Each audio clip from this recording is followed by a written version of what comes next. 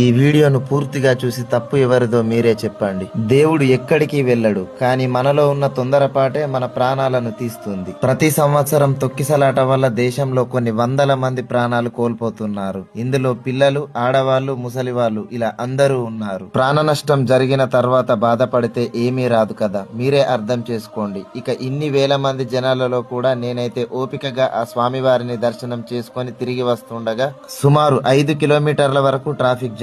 ఇన్ని వేల మంది జనాలు వస్తున్న ఈ జాతరకు సరైన వెడల్పు ఉన్న రోడ్డు లేదు. చాలా ఇరుకైన రోడ్డులో ఆటోలు, కార్లు, బైకులు, బస్సులు. జనాలైతే చాలా ఇబ్బంది పడ్డారు. జనాలతో పాటు పోలీస్ డిపార్ట్మెంట్ వాళ్ళు కూడా చాలా ప్రాబ్లమ్స్ ఫేస్ చేశారు ఈ ఇరుకైన రోడ్డు వల్ల. ఒక్కసారి ఆలోచించండి, ఇలాంటి పరిస్థితిలో ఎవరికైనా మెడికల్ ఎమర్జెన్సీ ఉంటే మాత్రం వాళ్ళని కాపాడడం మాత్రం ఇంపాసిబుల్. తరాలు మారే కొద్దీ ఇక్కడికి వచ్చే భక్తులు కూడా పెరుగుతారు. ప్రమాదం జరిగిన తర్వాత బాధపడే బదులు దయచేసి ఇక్కడి అధికారులు ఈ సమస్యని అర్థం చేసుకొని ఈ ఇరుకైన రోడ్డును వచ్చే సంవత్సరం వరకైనా దయచేసి కొంచెం వెడల్పు చేపించగలరు.